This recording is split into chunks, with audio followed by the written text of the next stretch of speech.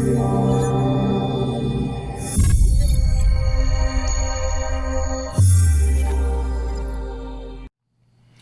everybody, Fletch from All Things Overlanding here. On today's episode of the podcast/vlog, we're going to be talking about kind of some necessary gear and things to think about when going solo on an overlanding trip.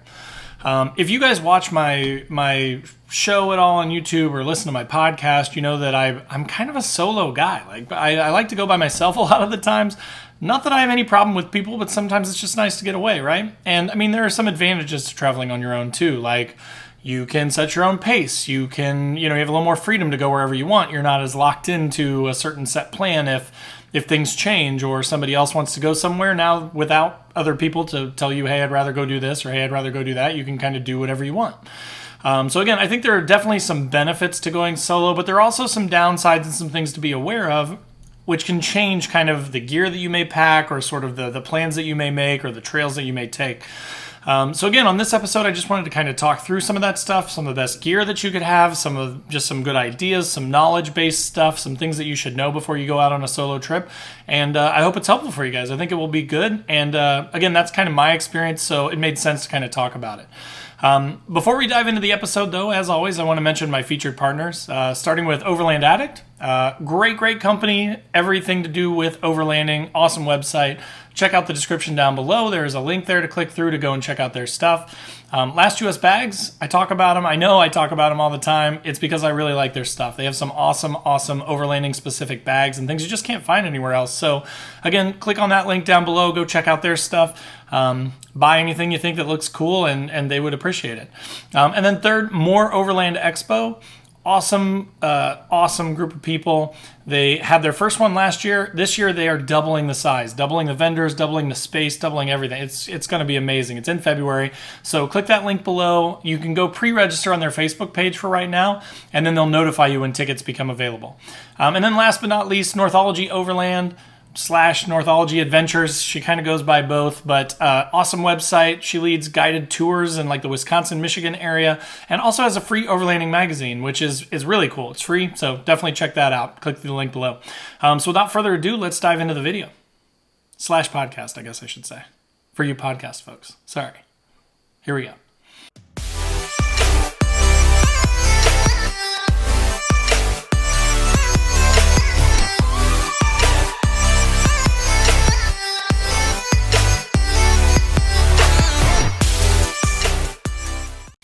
All right, everybody. So as I mentioned, on today's episode, we're going to be talking about overlanding gear and kind of recommendations for going solo. So as I kind of mentioned in the intro, again, there are definitely some pros to going by yourself. There are also some cons. You do have to think about things a little bit more carefully when you go by yourself. You don't have a lot of that, those fallbacks, that redundancy that you might have if you've got multiple people with rigs, particularly if you generally hang out with folks that have like a similar vehicle.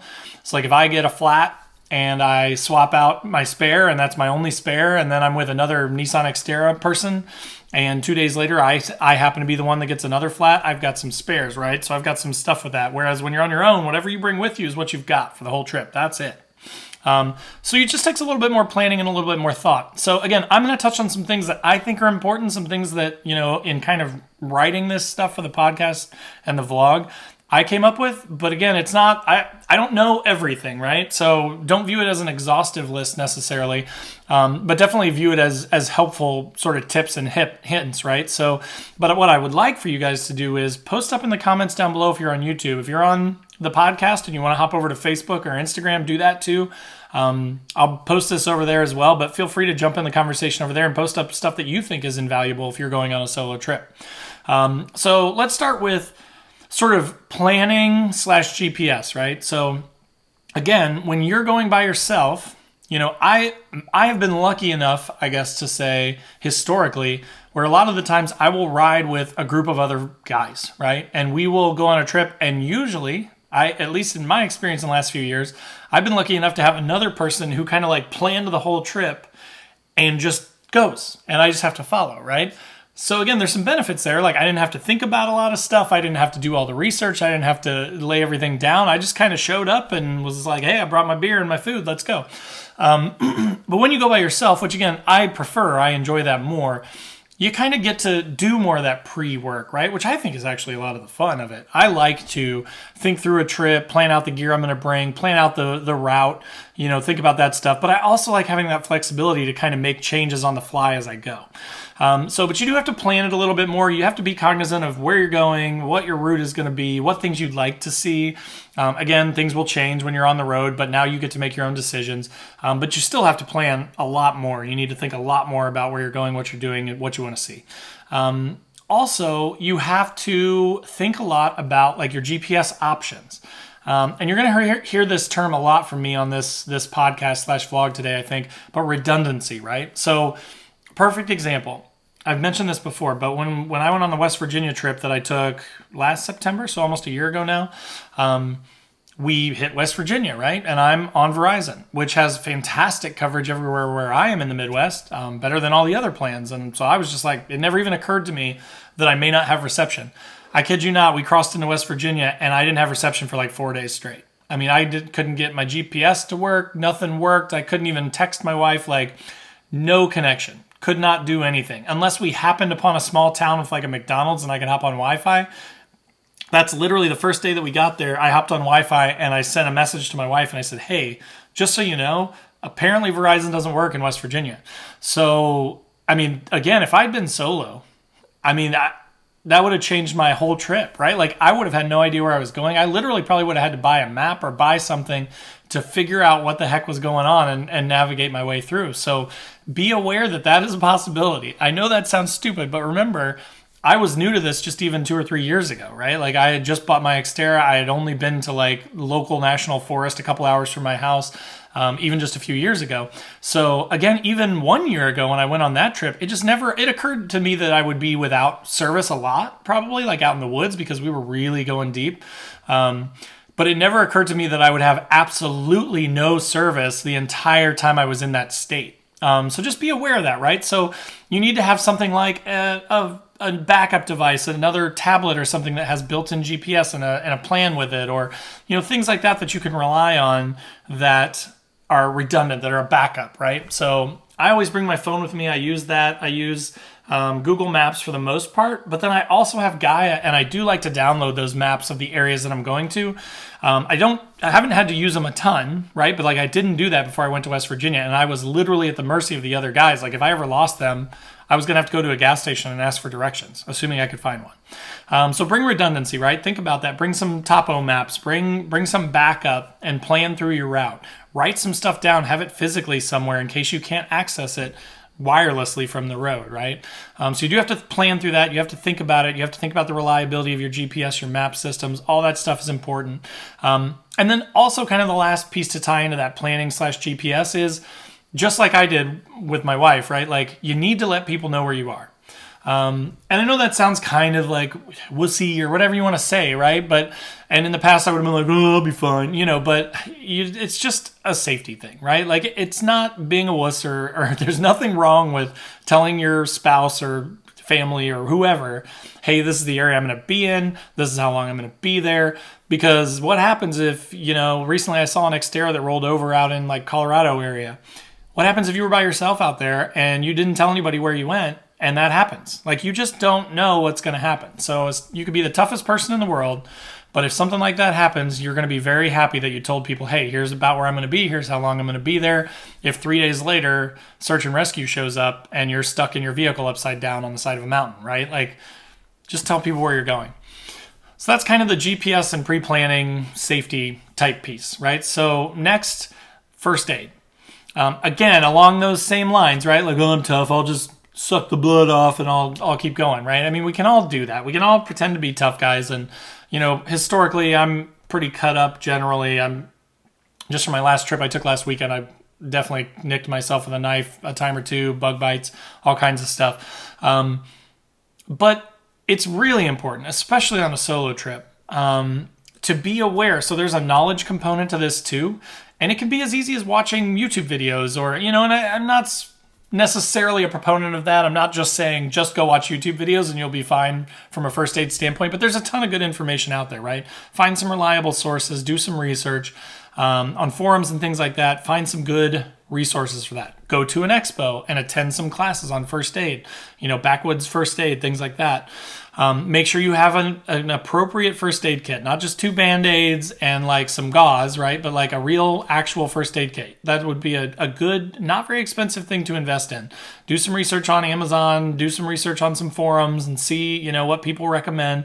Luckily for me, the Xterra came with a fairly comprehensive first aid kit, and it's got a ton of stuff in it, which is pretty sweet. But knowing how to treat yourself, again, especially when you're solo, if something bad happens, some sort of accident with an axe or a chainsaw or a knife, or we've got all these sharp implements, right? Again, the rollover instance, right? If your truck happened to, you caught an off-camber hill wrong and you rolled it and you got your arm pinned or got something hurt or were stuck, you're going to be glad that you know that stuff, right? So you'd rather be more prepared than you ever need and never need it than to be underprepared and get yourself stuck or seriously hurt.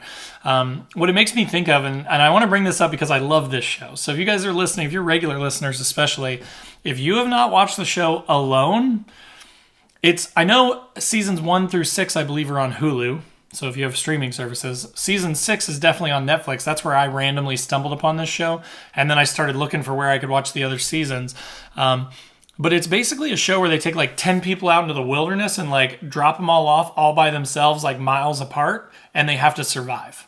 Okay, so it's pretty extreme, right? Like overlanding is not exactly the same thing, right? But you would be amazed and how many of these like highly trained, like bushcrafter, survivalist experts, especially if you get hungry, again, if you were to be trapped somewhere or stuck out in the woods for a long period of time and you exhausted your food reserves, that like clip themselves with an axe to the point where like their fingers don't move and they have to get airlifted out, or, cut themselves with a knife, or, so one, I recommend that show because it's really cool. Alone. Just look for it. Hulu. Go to Hulu and watch Alone. It's fascinating. But like that, I'm using that as an example to say that even like trained professionals have issues with getting hurt in the wilderness. So just be aware of that. Make sure you have the right tools. Make sure you have at least a modicum of training, right? Like a little bit of training to be able to treat most wounds that you may encounter when you're by yourself out on the trail. So that's super important for solo stuff too. Next, recovery, right? So when you're out in the woods and you are going by yourself, right? One of the biggest risks is getting stuck. And so you want to make sure that you've got the right gear. And when you're solo, it changes, right? Like you may have a couple of D-rings and you may have a recovery strap.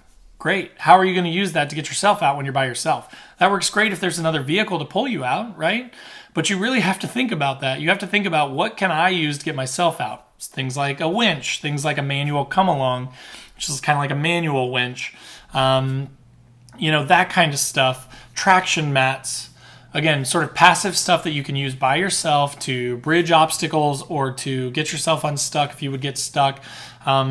So thinking about that stuff is really important.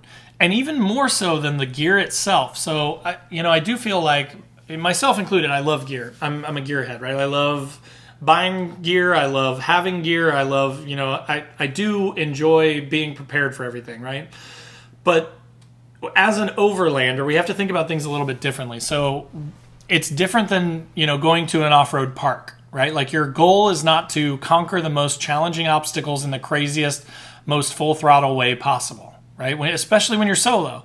Maybe it's a little different when you're in a group of 3 or 4 rigs or 8 rigs or 10 rigs, right? And you've got plenty of options to get you out if you do something stupid.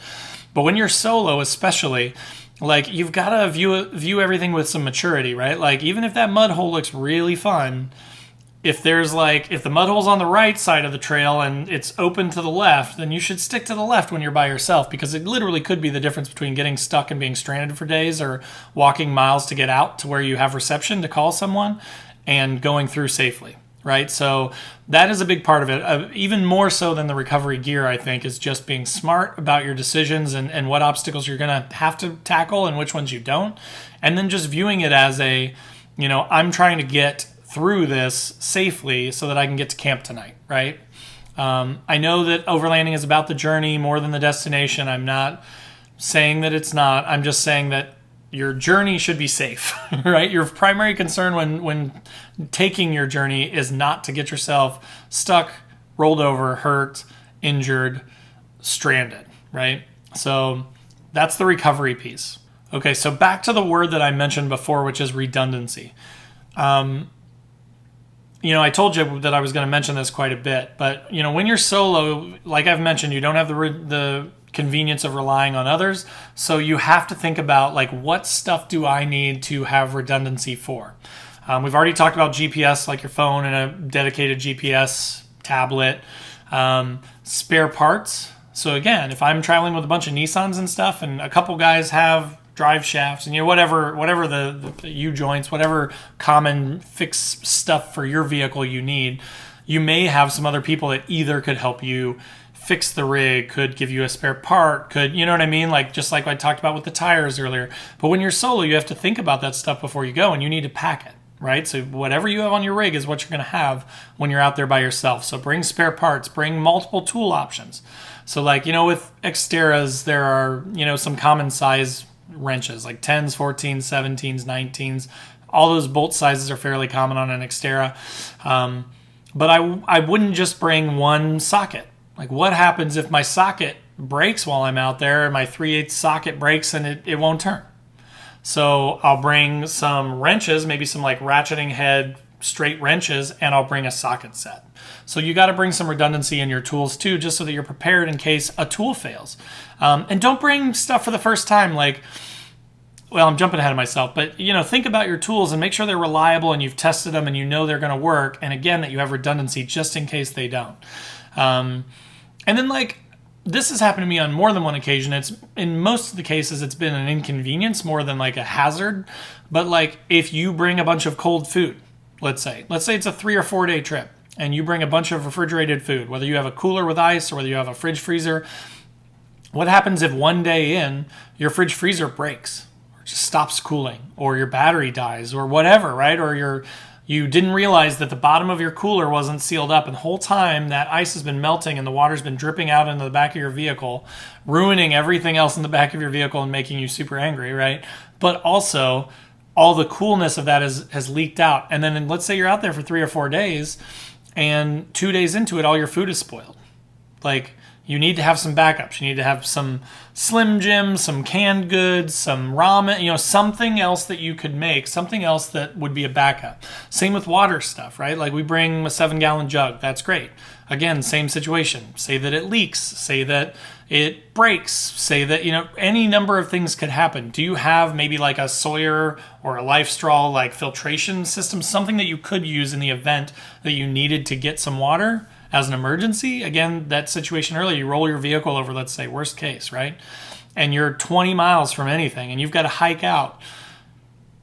I mean, it could take you a day to hike out of there, right? Do you have the stuff that you're going to need? Do you have a backpack to carry food items and water and things like that with you to leave your vehicle, right? Like, and again, not to say that you have to literally plan for every possible thing. Like, you don't need to have stuff for an alien attack, but I mean like the common sense stuff, right? If we get stuck, if the vehicle breaks down, if the GPS fails, if you don't have reception, like, you have to think through those things so that you're prepared when you're solo.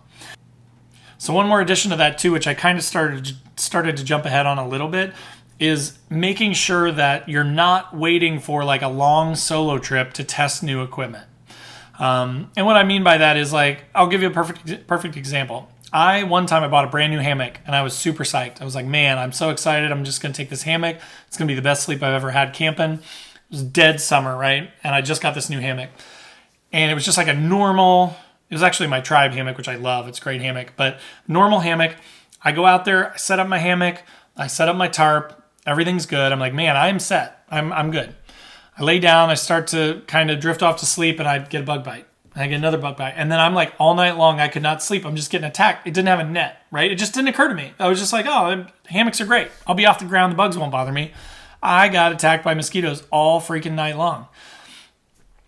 And it was because it never occurred to me. So I bought a hammock with a bug net. That was my next purchase, and that was cool. But like, I had to rough out that whole trip. And luckily, I think that was a single night, overnight, or just a camping trip. So I only had to deal with it for one night. But imagine if you drove 10 hours away from your house to another state to go on some awesome 7-day trip.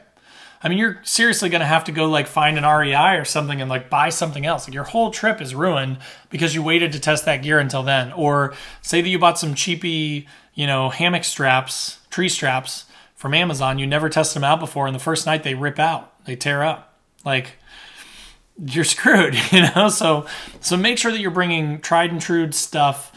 Make sure that you are not testing new stuff on super long, super important overlanding trips. Do that in your backyard, right? Make sure that everything works. Make sure that you've got the right stuff for the trip, and do that before you go out on your own. And so then that takes us to kind of the next thing, which I think it still applies to like the camping spot, right? So one thing that for the longest time I just never really thought about, because again, I camped a ton when I was a kid. Nothing ever happened to me. It never really occurred to me that it was a danger. But picking a good spot, and that could be in terms of bugs, in terms of like if you have a rooftop tent, is it level? But mostly what I'm talking about is like make sure that it's safe, right? Like make sure that you're not on the edge of a cliff. Make sure that there aren't widow makers, like big dead trees all up above you that are going to fall on you and crush you in the middle of the night, especially when you're solo, right? Like not like a branch or a tree falling on you anytime is good, but at least someone would know if you got crushed in the middle of the night, right? Versus when you're by yourself, you have to be very cognizant. You have no one else to be like, hey, idiot, there's a big dead tree above you. Probably shouldn't camp there. You have to see everything, right? You have to think about stuff like the safety of the spot that you pick to camp at. So that is also important. Same with like predators and stuff. Now, I don't have a ton of these in Indiana, but like when we went to West Virginia, one night we camped at this place. We got all our stuff set up and we look on the ground and there's a big old pile of bear poop right there. And it was fresh. And I was like, And I was sleeping in a tent like 5 feet away from where we found the bear poop. So then we were just kind of like, okay, well, like we were all like, I was like, you got a shotgun, right? If you hear something like, if you hear me start screaming in the middle of the night, help me out, okay? Like, but you have to think about that sort of stuff when you're by yourself. There, if I'd been by myself, I probably would have gone and found a different spot just to be safe, right? Like I'm not scared of bears per se, but I also don't want to die from one. So just be thinking about the safety of your spot when you're by yourself, especially, and be selective when you pick your spot.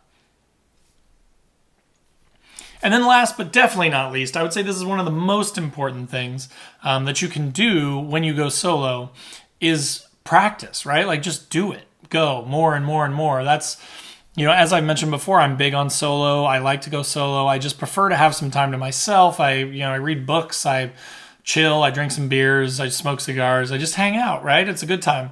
And sometimes it's exhausting to talk to people. Sometimes it's like almost more work if you go camping and you have to like keep up a conversation all night and you have to do all that stuff. I sound really antisocial, I realize, and I apologize. I do love talking to people, especially other overlanders and stuff like that. But a lot of the times, especially when it's just like a trip here in Indiana to like the local national forest, I will just pack up the truck and just go by myself and I'll cook some good food and I'll drink some beer and have a good time.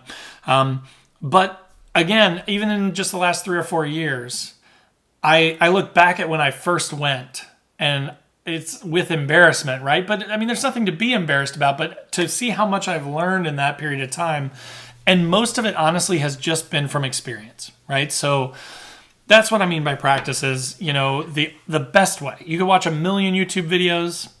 You could have the best gear, but if you don't know how to use it, like if you don't know how to set up your tarp properly, if you don't know how to set up your hammock properly, if you've never set up your tent, if you can't tear it back down and get it back in the bag, or at least close to being back in the bag so you can leave the next day, that's a problem.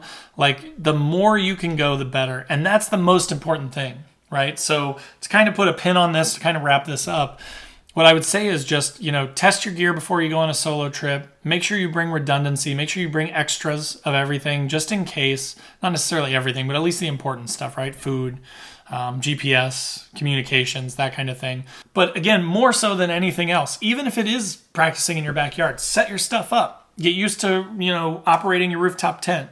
Get used to setting everything up, tearing everything down. Practice leveling your vehicle. Practice first aid stuff, watch videos, read books, go to expos, take classes, that sort of stuff. Like just the more experience you can get, the better you'll be. And I look at myself today and I still feel like there's just so much to learn, right? Like I definitely by no means know it all. I still go with other people and I'm like, man, these guys are like pros. This is amazing.